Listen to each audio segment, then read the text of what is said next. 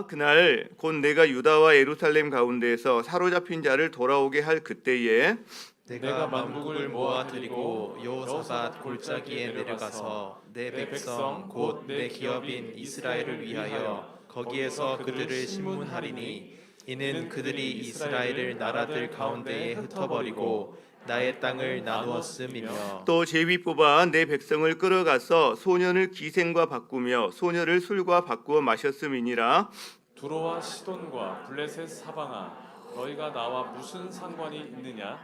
너희가 내게 보복하겠느냐? 만일 내게 보복하면 너희가 보복하는 것을 내가 신속히 너희 머리에 돌리리니 곧 너희가 내 은과 금을 빼앗고 나의 진귀한 보물을 너희 신전으로 가져갔으며 또 유다 자손과 예루살렘 자손들을 헬라 족속에게 팔아서 그들의 영토에서 멀리 떠나게 하였음이니라. 보라, 내가 그들을 너희가 팔아 이르게 한 곳에서 일으켜 나오게 하고 너희가 행한 것을 너희 머리에 돌려서 너희 자녀를 유다 자손의 손에 팔리니 그들은 다시 먼 나라 스바 사람에게 팔리라. 여호와께서 말씀하셨느니라. 너희는 모든 민족에게 이렇게 널리 선포할지어다. 너희는 전쟁을 준비하고 용사를 격려하고 병사로 다 가까이 나와서 올라오게 할지어다.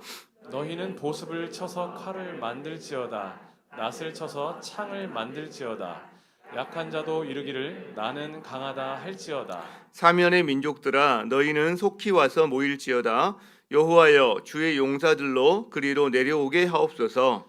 민족들은 일어나서 여호사밧 골짜기로 올라올지어다. 내가 거기에 앉아서 사면의 민족들을 다 심판하리로다. 너희는 낫을 쓰라. 곡식이 익었도다. 와서 밟을지어다. 포도주 틀이 가득히 차고 포도주 독이 넘치니 그들의 악이 크미로다. 사람이 많으며 심판의 골짜기에 사람이 많으며 심판의 골짜기에 여호와의 날이 가까움이로다. 해와 달이 캄캄하며 별들이 그 빛을 거두도다. 함께 여호와께서 시온에서 부르짖고 예루살렘에서 목소리를 내시리니 하늘과 땅이 진동하리로다. 그러나 여호와께서 그의 백성의 피난처 이스라엘 자손의 산성이 되시리로다. 아멘. 자리에 앉으시겠습니다. 불가항력적인 재난을 당한 사람들 마음에 어떤 생각이 들까요? 그리고 어떤 감정적인 어떤 변화들이 있을까요? 아마 위축도 될 겁니다. 위축. 코로나 기간을 보면 얼마나 참 위축되어 살았는지 우리가 실감할 수가 있습니다. 자신이 코로나에 걸릴까 봐 조심하는 면에서도 조심, 외출 조심, 만남 자제 뭐 이런 게 있었죠. 근데 또 민폐가 되지 않기 위해서 이게 참 자기의 건강도 자기 건강이지만 난 사람 때문에 다른 사람이 격리해야 되고 불편을 겪어야 된다는 것 때문에 얼마나 또 더 조심하게 됐는지 그것 때문에 많이 위축된 이 코로나 때문에 우리의 생활도 위축됐지만 신앙생활도 위축되고요. 영적인 어떤 기갈도 경험하는 일이 있었습니다. 게다가 한국 교회는 또 초기에 신천지라든가 이런 교회들의 감염이 너무 심하게 이렇게 막 부각되고 그러면서 굉장히 또 위축된 그런 부분도 없지 않아 있습니다. 여러분 이스라엘 백성들은 어땠을까요? 메뚜기 재앙으로 생존이 어려워지고, 그렇죠? 기쁨이 말라버리고 제사가 끊기고 영적인 기갈을 경험하고 이런 거 외에도 이들이 지금 주변 민족들로부터 압박을 받아요. 나라가 어지러워지니까 호시탐탐 기회를 노리는 사람들이 생기는 거죠. 그러니까 얼마나 그 마음이 안팎으로 힘들었을까, 위축됐을까 이런 생각들을 해봅니다. 그런데요, 이 기간에 아마 드는 한 가지 감정이 또 있을 것 같아요. 이 위축 말고도. 뭘까? 의심? 질문? 하나님의 정의에 대한 어떤 그런 질문들이 저는 있을 수 있다고 생각해요. 여러분 재난이 올 때 코로나 같은 경우도 똑같이 다 당하는 재난이지만 그러나 그 재난이 주는 어떤 위험이나 위협이 정도가 다 똑같은 건 아닙니다. 생존의 문제, 생계의 문제를 걱정해야 되는 사람에게 다가가는 것과 그래서 좀 풍성한 사람이 다가가는 건 다르단 말이죠. 한 나라가 재난을 당해도 마찬가지예요. 이게 다릅니다. 서로가. 그렇죠? 차이가 있다는 거죠. 그런데요, 재난을 똑같이 당하고 있는데 굉장히 힘든데, 내가 정말 죽을 듯이 힘든데 가만히 보니까 안 그런 사람들이 있는 거예요.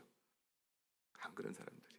근데 안 그런 사람들이 있는데 유독 악인들이 더 안 그런 것 같은 데가 있는 거예요. 악인의 형통의 문제. 이때 의심이 드는 거예요. 질문을 하게 되는 거죠. 이 사회에 정의가 있나?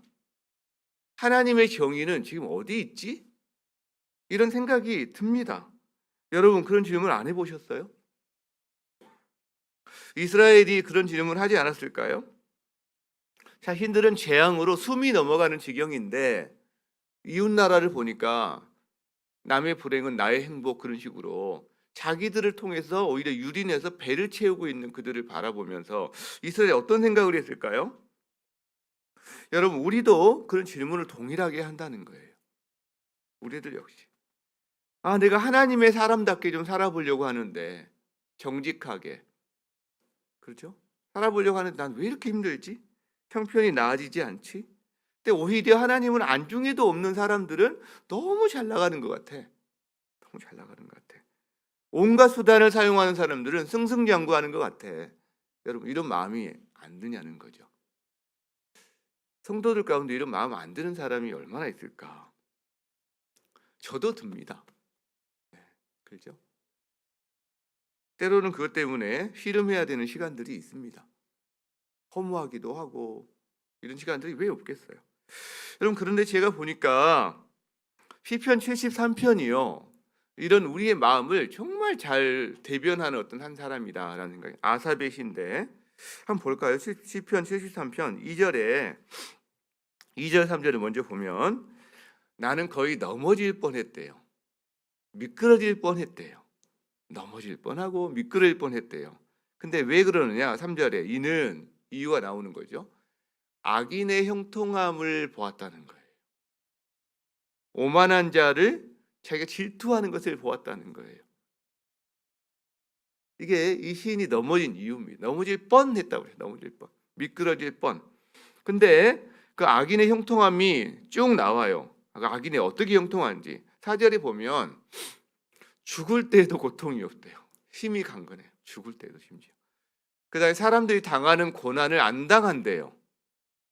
사람들이 다 당하는 재앙을 그 사람은 없대요. 재앙을 안 당한대요. 그래서 그들의 목걸이가 교만이에요. 강포, 폭력, 이게 그들의 옷이에요.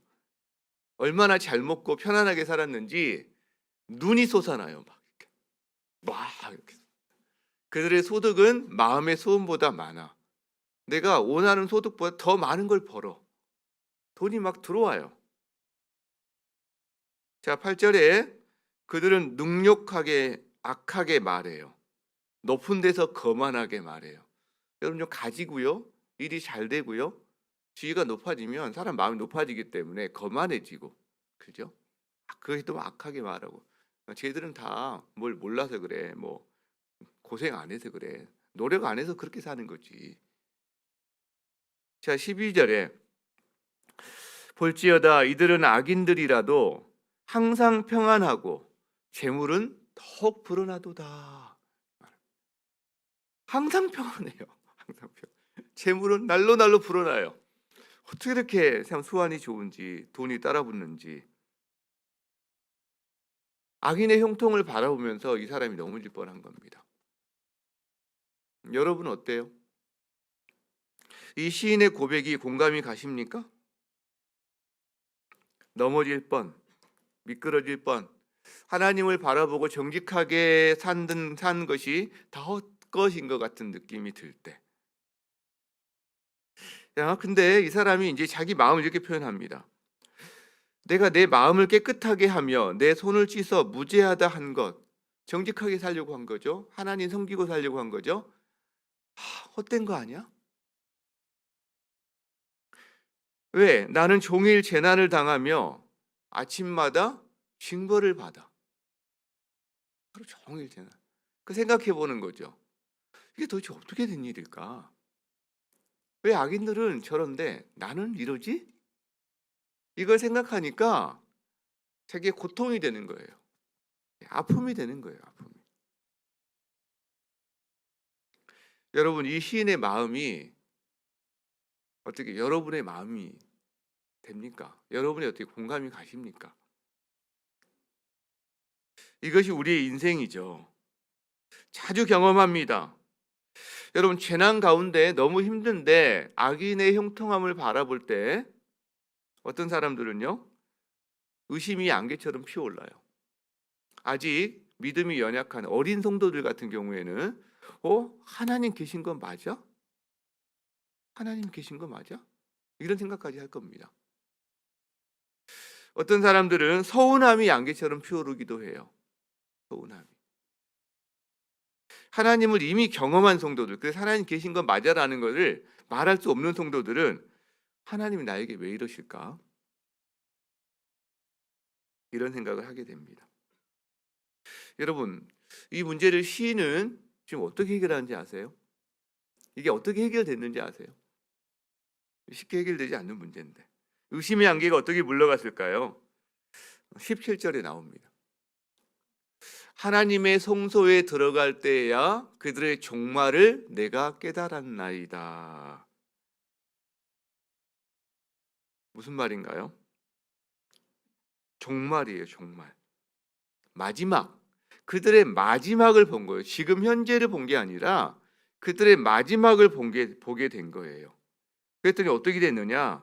18절에 주께서 샴으로 그들을 미끄러운 곳에 두시며 파멸에 던지시는구나. 그 19절에 그들이 어찌하여 그리 갑자기 황폐되었는가? 갑작스런 황폐함. 순식간에 놀랄 정도로 그들은 전멸하였나이다. 이것을 이 시인이 깨닫게 됩니다. 그들의 종말을 언제요? 성소에 들어갈 때에 여호와께로 돌아갈 때 하나님께 예배드릴 때 하늘의 하나님을 바라볼 때 드디어 하나님 앞에 서 있는 그들의 존재, 그들의 종말을 바라보게 되면서 그 마음에 답을 찾게 된 거죠. 여러분, 요엘서의 사람들도 마찬가지예요. 위축이 될 거예요, 아마.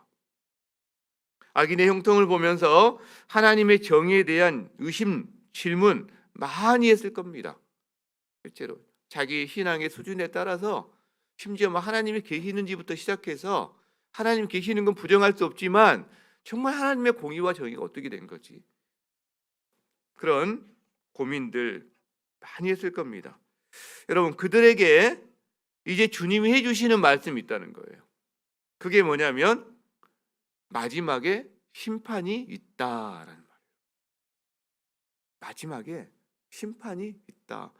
너희 힘으로 어떻게 할 수 없는 불가항력적인 심판이 있어 라고 지금 이야기하는 거예요. 1절에요. 보라, 그날 곧 내가 유다와 예루살렘 가운데에서 사로잡힌 자들을 돌아오게 할 그때에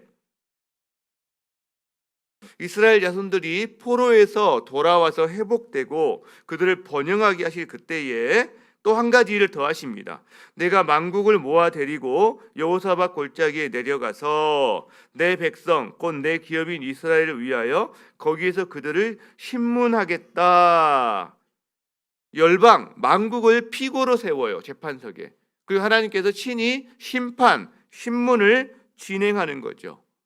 여러분, 마지막 날에요, 회복과 심판이 동시에 진행이 됩니다.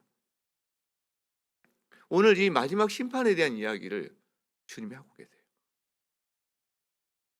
왜 이 심판에 대한 이야기가 필요한지 우리가 지금 함께 이야기를 나눈 거죠. 자, 그렇다면 이 마지막 심판의 특징들이 좀 나옵니다.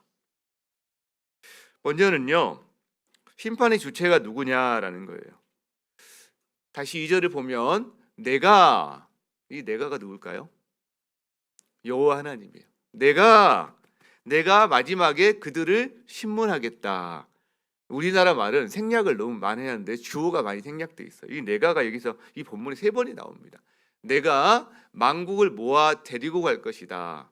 그리고 내가 그들을 골짜기로 데리고 갈 것이다. 만국을 모을 것이다. 그리고 골짜기로 데리고 내려갈 것이다. 거기도 그들을 심문할 것이다. 한 내가가 3번이 나와요. 내가가 3번. 주체가 분명한 거죠. 하나님이 심판의 주체가 된다라는 거예요. 자, 그러면 왜 심판하실까요? 심판의 이유가 뭐예요? 역시 2절 뒷부분에 나옵니다. 한번 2절과 3절 같이 읽어보겠습니다. 시작. 이는 그들이 이스라엘을 나라들 가운데 흩어버리고 나의 땅을 나누었음이며 3절. 또 제비 뽑아 내 백성을 끌어가서 소년을 기생과 바꾸며 소녀를 술과 바꾸어 마셨음이니라. 여기 이유가 나옵니다. 심판의 이유가 열방의 열국의 악함과 죄 때문인데 그 죄가 뭐냐는 거예요. 크게 보면 이스라엘을 흩어버립니다. 그리고 땅을 마음껏 유린합니다. 그리고 인신매매까지 합니다. 인신매매까지. 여러분, 재난을 당하고 있는 사람들은 재난 가운데 더 힘든 사람들은 약자들이거든요. 원래 약자들이에요. 특히 소년, 소녀들, 아동들, 이 사람은 대표적인 당시 고대 근동에서는 대표적인 사회적인 약자입니다. 뭐 과부는 말할 것도 없고요. 실제 그죠? 자, 그런 상황에서 재난 상황에서 이들을 약탈하고 유린하는데 자기의 쾌락을 위해서 특별히 더 약탈하고 유린하는 거예요. 그런 사람들이 하나님께서 뭘 선언하시냐? 심판을 선언하세요. 왜냐하면 하나님은 정의로우신 분이시거든요. 하나님은. 여러분, 요엘을 포함한 소선지서 12권 전체의 주제가 뭔지 아세요? 요엘에서도 소선지서 있잖아요. 분량 문제입니다. 12권의 전체의 주제가 바로 미가서 6장 8절이에요. 같이 한번 봅시다. 같이 읽어볼까요? 시작. 사람아, 주께서 선한 것이 무엇임을 내게 보이셨나니 여호와께서 내게 구하시는 것은 오직 정의를 행하며 인자를 사랑하며 겸손하게 내 하나님과 함께 행하는 것이 아니냐. 저기 보세요. 정의를 행하며. 오직 정의를 행하며. 이것 때문에 이스라엘도 심판을 받아요. 그 사회 안에 사회적인 약자를 돌보지 않고 탄압하고 강포를 통해서 착취하니까 그 사회 시스템 자체가 망가요. 여러분, 어떤 사회든요, 사회적인 정의의 문제가 너무 심하게 어긋나고 골마가잖아요. 그럼 그 사회는 무너지게 되어 있습니다. 어떤 사회든 무너지게 되어 있습니다. 왜? 하나님의 정의를 깨뜨리는 자를 하나님은 그 사람도 깨뜨리거든요. 그 사회도 깨뜨리거든요. 이게 하나님의 질서 가운데 세상에 창조 올리거든요. 그러니까 하나님이 직접 심판을 안 해도요, 그냥 망가지는 거예요. 만일 우리가 높은 데서 여기 4층에서 뛰어내리면 다리가 부러지거나 더 심하게 다치는 것처럼 그냥 그 사회가 정의의 문제가 너무 심하게 왜곡되면 망가지는 거예요. 저절로. 게다가 하나님이 너무 심한 경우에 직접 심판하십니다. 근데 그게 나라만이 아니에요. 어떤 사회, 어떤 기관, 어떤 기업, 자본주의 체제 하에서 탐욕스러운 기업들, 그래서 자연을 수탈하고 사람들 이익을 너무나 착취하는 기업들, 여러분, 하나님 심판의 대상이 됩니다. 근데 특이한 점이 나오는데, 내 백성, my people, 내 땅, my land, 또 내 백성, my people, 계속 my라는 단어를 계속 사용합니다. 여러분, 하나님의 백성들을, 하나님이 지으신 이 땅의 창조물들을 수탈하고 억압하는 것은 하나님을 무시하는 거다. 이렇게 보면, 특별히 하나님의 백성들, 하나님의 자녀들을 대해서 억압하고 핍박하고 수탈하는 것은 하나님 자신에 대한 범죄다라는 거죠. 여러분, 우리가 알고 있어요. 어떤 아이를 건드리는 것은 그 부모를 건드리는 거거든요. 하나님의 자녀인 우리를 건드리는 것은 하나님을 건드리는 거하고 하나님께서 동일하게 보신다라는 거죠. 여기에 대해서 이미 하나님이 약속을 주셨어요. 창세기 12장 3절. 이건 우리 외워봅시다. 같이 읽으면서 시작. 너를 축복하는 자에게는 내가 복을 내리고 너를 저주하는 자에게는 내가 저주하겠다. 여러분, 이게 하나님의 마음입니다. 근데 하나님 이 약속을 지키세요. 여러분, 이 말씀 믿으세요? 그럼 좀 등을 펴보세요. 이렇게 좀. 자, 등을 좀 펴보세요. 이렇게 지니지 마시고 좀 등을 펴보세요. 여러분, 여러분을 축복하는 자를 하나님이 축복하세요. 하나님의 자녀를 저주하는 자는 하나님이 저주하신다니까요. 자, 고개도 한번 이렇게 한번 해보세요. 교만하긴 하지 마시고 그냥 겸손하게 한번. 왜? 내 빽이 하나님이시거든요. 내 빽이. 세상에서 다 이리저리 연출되고 사람들 관리하고 그렇게 하지만 하나님보다 높은 빽은 없어요. 아멘. 여러분 빽이 누구라고요? 네. 자, 그 하나님께서 심판을 행하십니다. 심판. 5절, 6절에 자, 은과 금을 빼앗고 하나님 성전에 있는 그릇들을 다 가지고 가요. 6절에 유다 자손, 예루살렘 자손들을 팔아버려요. 멀리 떠나게. 마치 하나님께 보복하듯이. 자, 그래서 하나님이 이제 그들이 행한 대로 돌려주겠다고 말해요. 실제로 볼까요? 내가 그들을 팔겠대요. 너희가 행한 것을 너희 머리에 돌리겠대요. 8절에 너희 자녀를 유다 자손에게 팔겠대요. 그러면 다시 먼 나라로 팔아버릴 것이다. 여러분, 하나님을 모욕한 자들에게 그들이 모욕한 것만큼 갚아주신다라는 이야기를 하고 있어요. 그들이 행한 대로. 이거는 어떻게 보면 인간적인 표현이죠. 저희들에게 알기 쉽게 말하는. 하나님의 정의는 반드시 실현된다라는 말씀을 이렇게 우리에게 하고 있다는 거예요. 자, 그 심판이 어떻게 집행되는지 아세요? 모든 민족을 향해 너희들 다 무장하고 다 올라와봐. 여호사밧 골짜기로. 여기 동사가 한 열 몇 개가 계속 나옵니다. 막 올라와라, 모여라, 뭐 낫을 쳐서 창을 만들어라, 칼 만들어라, 계속해서. 그런데 여호사밧 골짜기는 실제 지명이라기보다는 여호사밧이 하나님이 심판하신다는 뜻이거든요. 그러니까 심판의 골짜기가 되는 거죠.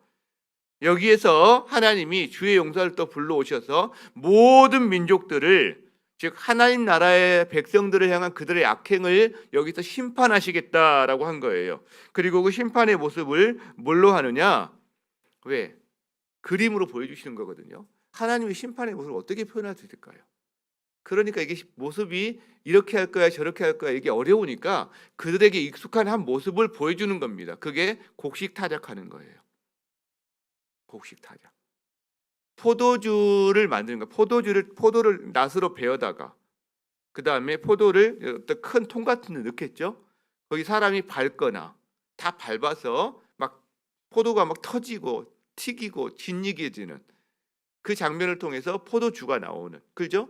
근데 그거를 심판의 모습으로 보여주시는 거예요. 악인들이 하나님 앞에서 낫으로 배임을 밟고 발로 밟혀서 튀김 당하고 막 하는 어떤 그런 모습들을 지금 보여주시는 거예요. 하나님이 당신의 심판의 그 끔찍함을 우리에게 설명할 수 없으니까 그들의 농사짓는 모습을 통해서 연상하도록 말씀하신다는 거죠. 결국 뭐예요? 그들이 행한 대로 그들이 당하게 하신다라는 이야기를 하고 있다는 거예요. 여러분, 여기서 우리는 알게 됩니다. 심판은 하나님의 정의가 구현되는 것이구나. 하나님은 당신의 정의를 반드시 세우시는 거구나. 그래서 우리는 이 하나님의 정의로 사는 사람들이구나. 그리고 우리는 하나님의 정의를 세상에 보여주는 사람들이구나 라는 것을 알게 된다는 겁니다. 여러분, 어제 우리가 그런 말씀 나눴잖아요. 예수님이 이 땅에 오셨을 때 자신이 설명한 글이 뭐였냐면 이사야 61장이었는데 주 여호와의 영이 내게 내리셨으니 이는 여호와께서 내게 기름을 부으사 가난한 자에게 아름다운 소식을 전하게 하려 하심이라. 가난한 자. 나를 보내사 마음이 상한 자를 고치게 하신다. 마음이 상한 자. 포로된 자에게 자유를 선포한다. 포로된 자. 갇힌 자에게 노임을 선포한다. 갇힌 자. 여러분, 이 사람들은 다 정의가 필요한 사람들입니다. 하나님의 긍휼과 만지심이 필요한 사람들입니다. 자, 그렇기 때문에요, 주님이 이 땅에 오셔서 사회적인 약자들, 갇힌 자들, 포로된 자들, 여러분, 뭔가 부유한 사람은 포함되지 않는다. 너무 이렇게만 생각하면 안 돼. 그러니까 기본적으로 사회적인 약자에 대한 하나님의 관심이 많은데요, 사단에게 붙잡혀 갇혀서 살아간 사람들이 다 포로된 자거든요. 그래서 우리에게 이 사명을 맡깁니다. 너희가 이 땅에 살지, 나의 은혜로 말미암아 이 땅에 살지, 그러면 너희를 통해서 이 땅에 특별히 과부와 고아와 가난한 자에 대해서 계속 부탁하십니다. 예수님이. 그리고 사도들이. 신약 성경에 계속 그 부탁을 해요. 고아와 과부와 가난한 자들, 사회적인 약자들입니다. 우리가 한 가지 알 수 있는 것은요, 교회가 그들을 돌보지 않는다면, 그들과 함께하지 않는다면 하나님도 그 교회와 함께하지 않을 수 있다는 거예요, 여러분. 이건 옵션이 아닙니다. 옵션이 아닙니다. 선택 정도가 아니라는 거죠. 이건 교회의 사명이고 본질이에요. 그래서 주님께서 그렇게 하셨기 때문에. 물론 우리가 하는 게 한계가 있습니다.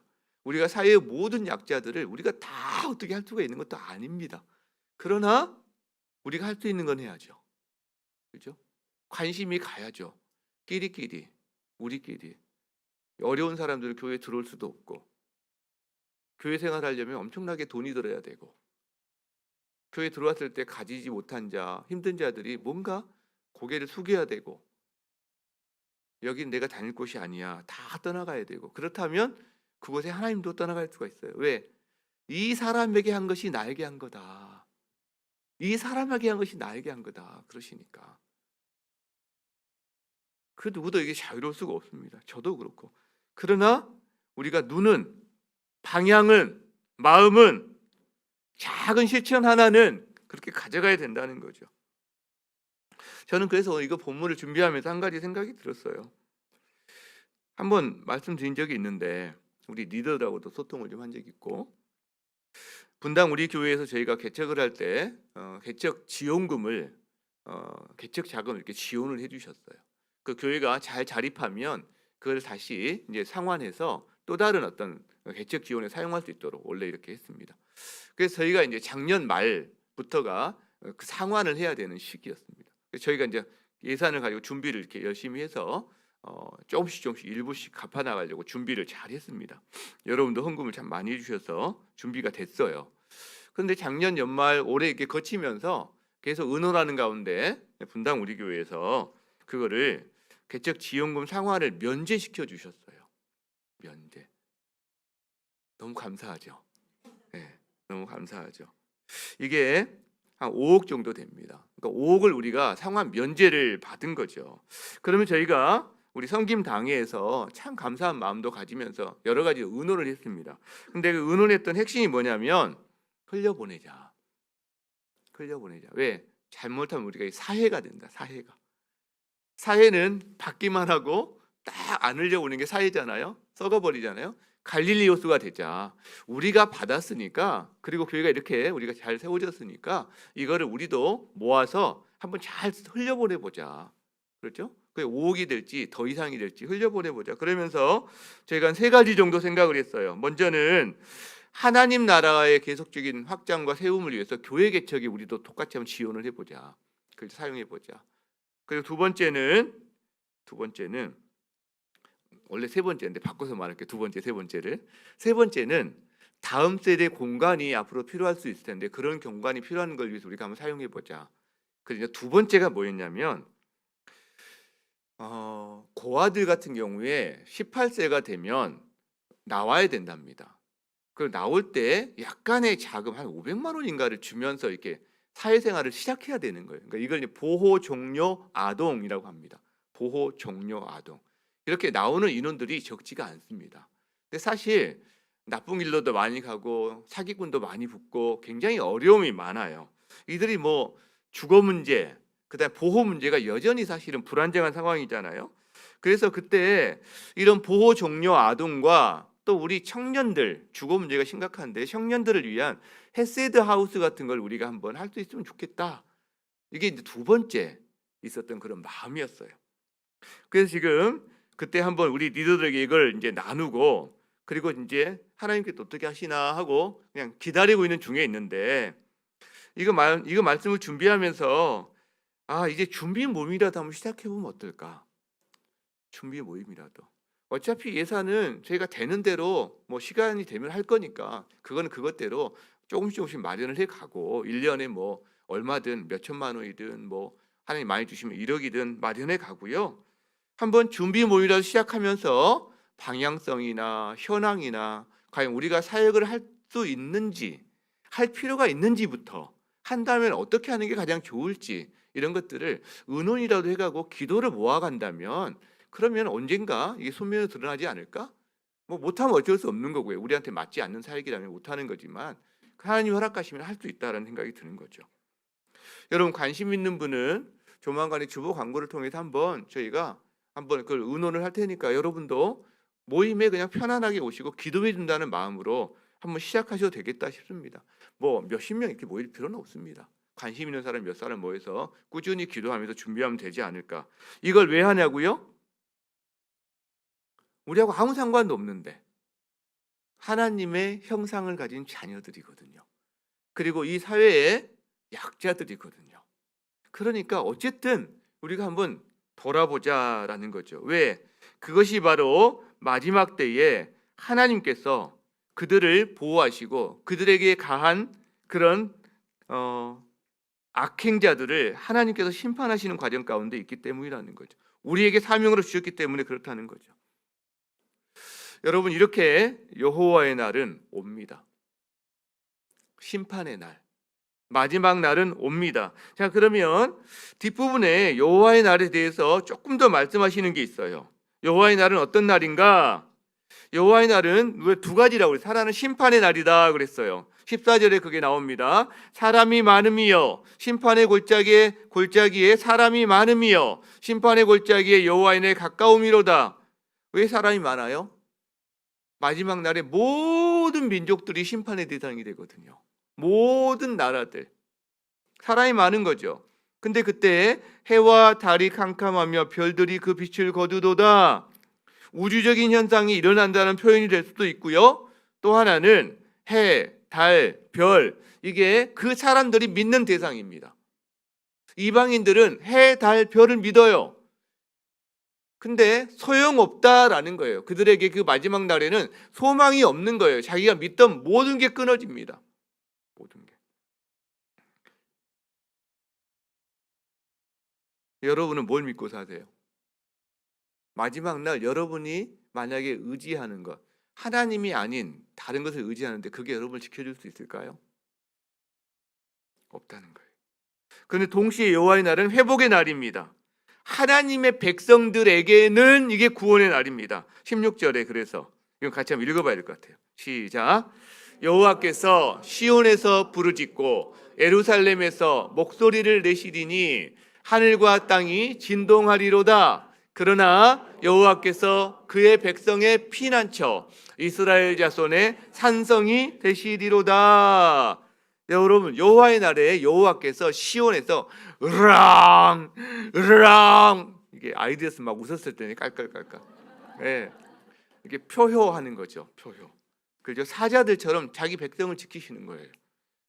대적들로부터 자기 백성을 지켜주시는 거예요. 천둥 소리처럼 우르르 쾅쾅. 하나님은 친히 피난처가 되어 주십니다. 산성, 요새가 되어 주십니다. 그날에 누구에게? 하나님의 백성들에게. 여러분 그래서 우리가 질문할 수 있는 거예요. 내 피난처가 어디 있지? 나는 어디에서 피난처를 찾지? 내가 가장 안전하게 느끼는 곳은 어디이지? 여러분 여러분의 안전의 욕구가 다 있거든요. 우리는 다 그게 있습니다. 그 안전의 욕구를 여러분 어디에서 해결합니까? 여러분을 가장 안전하게 한다고 생각하고 쌓고 그 다음에 계속 추구하는 그것이 무엇입니까? 여러분이 인생의 폭풍을 맞았을 때 여러분은 어디로 달려갑니까? 여러분 어디로 달려갑니까? 이사야 25장 4절에 주는 포학자의 기세가 성벽을 치는 폭풍과 같을 때에 포학자가 폭풍처럼 나를 침범하고 내가 폭풍 가운데 있을 때 주는 누구냐? 빈궁한 자의 요새가 되십니다. 환난당한 가난한 자의 요새가 되십니다. 폭풍 중에 피난처가 되십니다. 폭양을 뜨거운 태양볕을 피하는 그늘이 되셨습니다. 똑같은 고백을 하는 거죠. 주님이 나의 피난처요. 주님이 나의 요새요. 산성이시다. 그런 사람은 폭풍 속에서도 안전할 것이다 라고 말한다는 거죠. 주님이 피난처요. 요새가 되는 사람은 주님을 노래해요. 시편 59편 10절 16절에 주님이 피난처가 되는 사람은 아침에 주의 인자하심을 불러요. 어느 날 갑자기 폭풍을 맞았을 때 전혀 주님과 한 번도 부르지 않고 주님과 교제도 없고 그죠? 관계도 없는데 폭풍 맞았을 때 갑자기 주님께 달려간다? 여러분 별로 안 그래요. 아침에 주님과 교제하고 주님의 좋으심을 계속 경험한 사람이 폭풍 가운데도 주님께 달려가고요. 그 폭풍 가운데 주님을 경험한 사람이 또 주님께 아침에 교제하고요. 이 순환이 있는 겁니다. 말씀을 마무리하고자 합니다. 여러분, 우리는 여호와의 날을 기다리는 우리는 어떻게 해야 하는가라는 생각을 해보게 됩니다. 불강력적인 재난을 당할 때 우리는 위축되기도 합니다. 악인의 형통 앞에서 시험에 들기도 합니다. 현실을 놓고 아무리 이것을 고민해봤자 오리무중입니다. 고통만 심해져요. 어디 세계를 보느냐? 끝을 봐야 됩니다. 그 사람의 끝, 우리의 끝을 보아야 해결이 됩니다. 여러분, 끝을 보아야, 즉 여호와의 날을 보아야 위축에서 자유로워집니다. 그리고 완전한 정의가 세워지는 것을 우리는 알게 됩니다. 여러분, 아까 시편 73편에 시인이 그 문제가 해결된 때가 언제였어요? 하나님의 성소에 들어갈 때야. 하나님의 성소에 들어갈 때여야 내가 그들의 종말을 깨달았도다. 하나님을 바라볼 때, 예배할 때, 역계로 돌아갈 때 그때 바로 끝을 보게 되는 겁니다. 우리 시야가 열리는 거예요. 일상만 살고 코를 땅에 박고 살 때는 안 보이는 거죠. 여러분, 그런데 그 종말이 모두에 오거든요. 종말이 심판의 날이면서 구원의 날이거든요. 여러분, 그런데 우리는 심판의 날이라고요? 우리에게도 아니라고 그랬어요. 하나님의 백성들에게는 그날이 심판의 날이 아니라 구원의 날이 된다라고 그랬어요. 그게 어떻게 가능하냐라는 거죠. 어떻게 가능하냐? 여러분, 우리가 죄를 안 지었습니까? 우리가 약자들을 유린하지 않았습니까? 우리는 이방인들처럼, 이방인은 우리보다 100배 더한 죄를 지었고 우리는 10분의 1밖에 안 되는 100분의 1밖에 안 되는 죄를 지었기 때문에 그렇습니까? 심판의 날에 저나 여러분이나 하나님 앞에 갔을 때 저희는 두려워서 벌벌 떨게 될 거예요. 알지 못하는 죄, 남들은 나만 아는 죄 있거든요. 교만함이 있거든요. 하나님 무시하고 살았던, 여러분, 이방인과 우리가 엄청난 도덕적인 차이가 있어서 그들은 심판, 너는 무죄 이렇게 받습니까? 아니거든요. 예수님 때문에 그렇거든요. 왜? 우리가 받아야 될 죄를, 그 심판정에 우리가 설 때 우리가 받아야 될 죄를 주님이 이미 받으셨기 때문에 우리에게 입혀져 있는 의의 옷, 예수 그리스도의 옷을 보시고 주님은 너는 의롭다 라고 판단해 주신다는 거예요. 왜? 너는 이미 심판을 받았구나. 오늘이 바로 성금요일이에요. 주님이 십자가로 가신 날, 십자가에 달리신 날. 십자가가 뭡니까? 내가 있어야 될 자리예요. 내 죄값을 치러야 될 자리예요. 그 고통, 그 형벌, 육체적인 고통뿐만 아니라 영적인, 하나님과 분리되는 어마무시한 지옥의 고통. 여러분, 근데 주님이 나를 내려주세요. 십자가에서 내려와라. 주님이 올라가시는 거죠. 그날이 바로 오늘입니다. 그것 때문에 저와 여러분은 여호사밧 골짜기에서 심판을 면제받는 거예요. 왜? 주님이 내 옷을 벗겨 입으시고 주님이 달리셨어요. 그 주님의 옷을 나에게 주셨죠. 우리는요, 발가벗겨진 사람들이거든요. 칩으로 말미암아. 근데 주님이 당신의 옷을 입혀 주셨다는 거죠. 여러분, 우리는 이 십자가를 바라볼 때 세상에서 살면서 위축된 그 마음을 이길 수가 있습니다. 악인의 형통을 보면서 거기에 매몰되지 않고 이길 수가 있습니다. 여러분, 우리는 이 주님을 바라볼 때 세상에 속한 욕심을 드디어 버릴 수가 있습니다. 예수님이 십자가상에서 오늘 아침 큐티 내용이 내가 목마르다. 목마르다. 내가 목마르다. 여러분, 그 목마름은 우리의 목마름이었습니다. 생명에 대한 목마름. 그죠? 그리고 정말 나를 받아주신 긍휼에 대한 목마름. 정말 타는 목마름이었습니다. 그 목마름을 주님이 당하시는 거죠. 우리에게 생수를 주시기 위하여. 여러분, 십자가로 승리합니다. 그것이 현재 불가항력적 재난을 이기는 힘이 됩니다.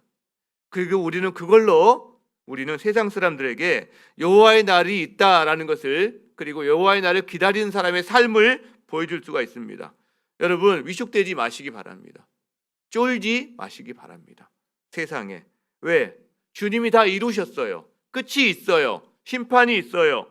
주님이 정의를 세우실 거예요. 그리고 주님이 우리의 피난처가 되어주십니다. 주님이 여러분의 요새가 되어주십니다. 여호와께서 시온에서 부르짖고 예루살렘에서 목소리를 내시리니 하늘과 땅이 진동하리로다. 사자의 표처럼, 천둥소리처럼 주님이 하신단 말이에요. 근데 여호와께서 그의 백성의 피난처, 이스라엘의 산성이 되시리로다. 아멘. 그날이 바로 오늘입니다. 우리 함께 찬양합시다. 주 달려 죽은 십자가, 우리가 생각할 때에 세상에 속한 욕심을 헛된 줄 알고 버리네. 우리의 고백으로 하나님께 드렸으면 좋겠습니다. 함께 찬양합니다. 주 달려 죽은 십자가, 주 달려 죽은 십자가, 우리가 생각할 때에 우리가 생각할 때에 세상에 속한 욕심을 세상에 속한 욕심을 헛된 줄 알고 버리네. 헛된 줄 알고 버리네. 죽으신 구주 밖에는 죽으신 구주 밖에는 자랑을 말게 하소서. 자랑을 말게 하소서. 보혈의 공로, 보혈의 공로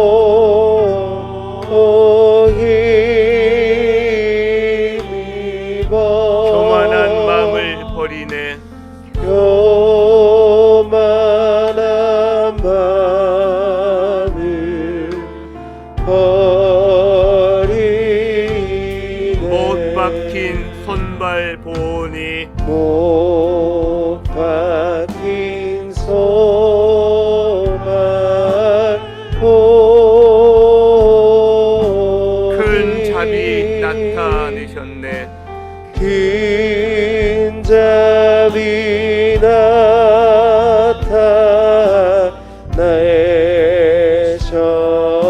가시로 만든 연류관, 가시로 만든 연류관 우리를 위해 쓰셨네. 우리를 위해 쓰셨네.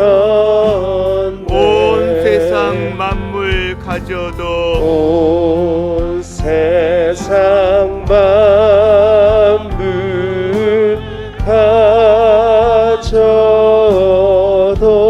주 은혜 못다 갚겠네. 주 은혜 못다 갚겠네. 놀라운 사랑 받은 나 놀라운 사랑 받은 나 몸으로 재물 삼겠네. 몸으로 재물 삼겠네. 주 달려 죽은 십자가 주 달려 죽으신 십자가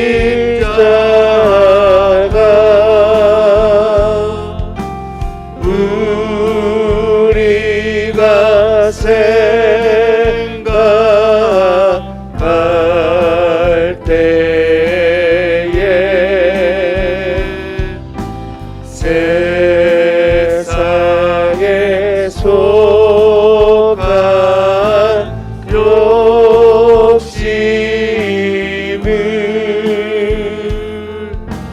헛된 줄 알고 버리네. 아멘. 세상에서 위축되고 악인의 형통이 눈에 들어올 때 우린 참 마음이 힘이 듭니다. 그런데 눈을 들어 하늘을 바라보고 주님이 달리신 십자가를 바라보면 모든 게 선명해집니다. 중요한 것이 무엇인지, 내가 무엇을 놓치고 있었는지, 주님은 그런 나를 위해 영원을 뚫고 이 땅에 사람으로 오셨고, 그런 나를 위해 또 십자가로 내려가셨고, 그런 나를 위해 십자가에 달리셨습니다. 내가 목마르다. 내가 목마르다. 갈증을 경험해 본 사람은 압니다. 뜨거운 떼약볕 아래서 운동하다가 일하다가 그 타는 듯한 갈증, 온몸이 바싹바싹 말라가는 갈증을 경험해 본 사람은 압니다. 내가 목마르다. 주님께서 지금 그 갈증을 경험하고 계십니다. 그건 우리의 갈증이었습니다. 생명에 대한 갈증, 영원한 삶에 대한 갈증, 이 땅에 공고하면서 오는 우리 인생의 갈증. 주님이 그 갈증을 다 가져가셨습니다. 우리에게 생수를 주시기 위하여, 영원한 생명을 주시기 위하여 가져가셨습니다. 이 시간 끝이 있다. 끝이 있다. 마지막이 있다. 지금 살아가는 것이 전부가 아니다. 그리고 그 마지막 날 우리는 다 심판대 앞에 서게 될 것인데, 예수 그리스도의 의의 옷을 입은 사람들은 심판을 받지 아니할 것이다. 그것이 구원의 날이 될 것이다. 여러분, 우리가 그것 때문에 이 아침에 여기 있는 줄 믿습니다.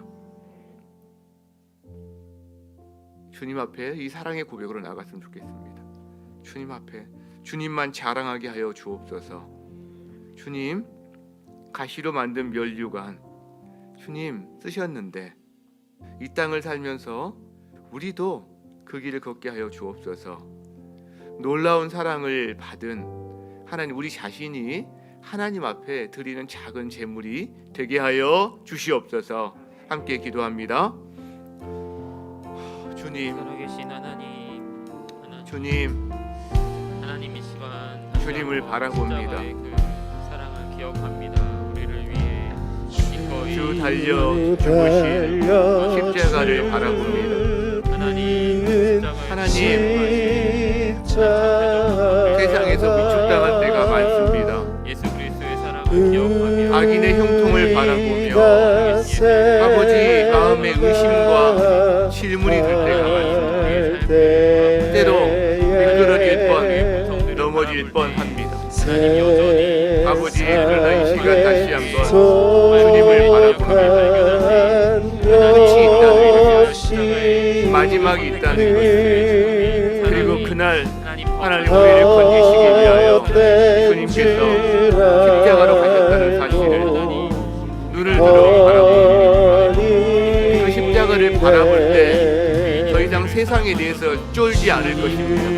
위축되지 않을 것입니다. 부러워하지 않을 것입니다. 하나님 그들을 어설프게 따라가지 아니할 것입니다. 주님을 따를 것입니다. 십자가의 길을 따라갈 것입니다. 주님, 그것이 우리의 삶입니다. 우리에게 허락하신 삶입니다. 목마르지 아니한 삶, 영원히 목마르지 아니한 삶.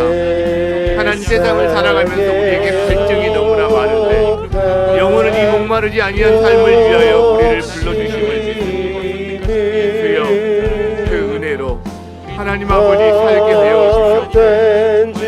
아버지, 주님을 바라보게 하여 주시옵소서. 주님의 십자가를 바라보게 하여 주시옵소서. 하나님, 주님의 십자가를 바라볼 때 아버지, 세상에 있는 끝없는 욕심 가운데 아버지, 우리 자신을 내려놓고 주님 앞에서 살아가게 되시옵소서. 그 은혜로 우리를 이끌어 주시옵소서. 아버지여, 바라봅니다. 아버지여, 찬양합니다. 불강력적인 재난 가운데서 하나님 아버지 위축되고 마음에 동요가 있고 넘어질 뻔한 우리 동료들, 이 하나님 불강력적인 심판과 끝이 있다는 사실 앞에 아버지, 그날 주님 앞에 서는 날을 바라보며 아버지 일어서게 하여 주시옵소서. 주님 감사합니다. 주님 찬양합니다.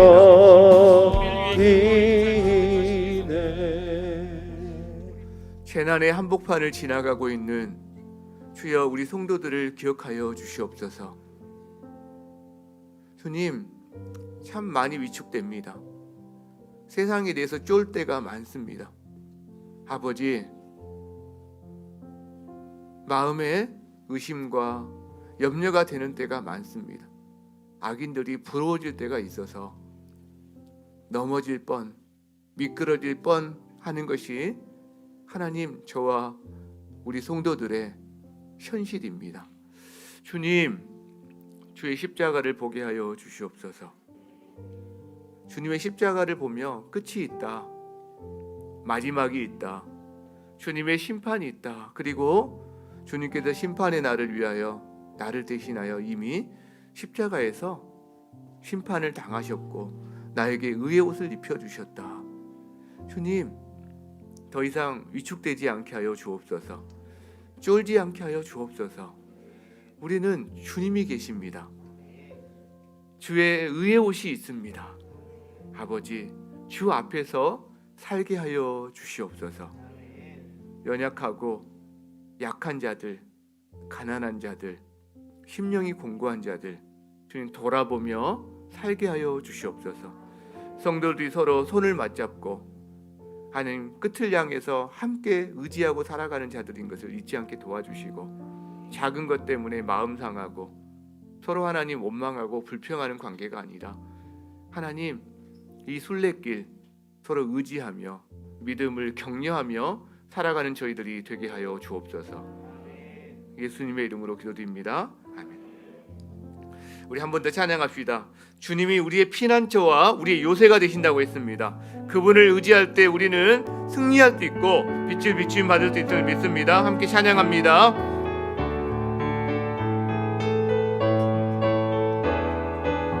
피난처 되시는 주 예수, 피난처 되시는 주 예수, 영원한 승리의 왕, 영원한 승리의 왕, 주님의 얼굴을 구할 때 주님의 얼굴을 구할 주의 때 빛 주시네. 주의 빛 비추시네. 전쟁은 주님께 속했네. 전쟁은 주님께 속했네. 승리는 우리의 것, 승리는 우리의 것. 예수의 이름을 높이며 예수의 이름을 높이며 영원히 찬양하리. 영원히 찬양하리. 주님의 임재 주님의 임재에 온 땅 흔들리고 우리 기도에 하늘 문 여시네 온 민족과 열방 주께 경배해 영원히 보좌에 계신 왕께 주 예수 피난처 되시는 주 예수 영원한 승리의 왕 주님의 얼굴을 구할 때 주님의 얼굴을 주의 구할 빛 때 비추시네 주의 빛 비추시네 전쟁은 주님께 속했네 전쟁은 주님께 승리는 속했네 우리의 것 승리는 우리의 것 예수의 이름을 높이며 예수의 이름을 영원히 높이며 찬양하리 영원히 찬양하리 주님의 임재에 온 땅 흔들리고 우리 기도에 하늘 문 여시네 온 민족과 열방 주께 경배해 영원히 보좌에 계신 왕께 주님의 임재에 온 땅 흔들리고 우리 기도에 하늘 문 여시네 온 민족과 열방 주께 경배해 영원히 보좌에 계신 왕께 아멘 아멘. 여러분 전쟁은 누구에게 속했다고요? 주님께 속했습니다. 승리는 누구 것이라고요? 우리의 것입니다. 전쟁은 주님께 속했습니다. 아멘. 승리는 우리의 것입니다. 아멘. 아멘. 아멘. 주님의 임재에 온 땅이 흔들립니다. 여러분 우리 기도에 하늘문을 여십니다. 여러분의 기도에 하늘문을 여십니다. 주님이 여러분을 주목하십니다. 사랑하는 자녀거든요. 사랑하는 자녀거든요. 이 시간에 저를 따라 외치고 함께 기도의 자리로 그리고 우리 가정 기도 제목을 가지고 또 여러분 자신의 기도 제목을 가지고 함께 기도하겠습니다. 주여 은혜를 주옵소서. 주여 은혜를 주옵소서. 주여 은혜를 주옵소서. 주여 은혜를 주옵소서. 주여 기도의 문을 열어 주옵소서. 주여 기도의 문을 열어 주옵소서. 주여 하늘 문을 열어 주옵소서. 주여 하늘 문을 열어 주옵소서. 기도합니다. 주여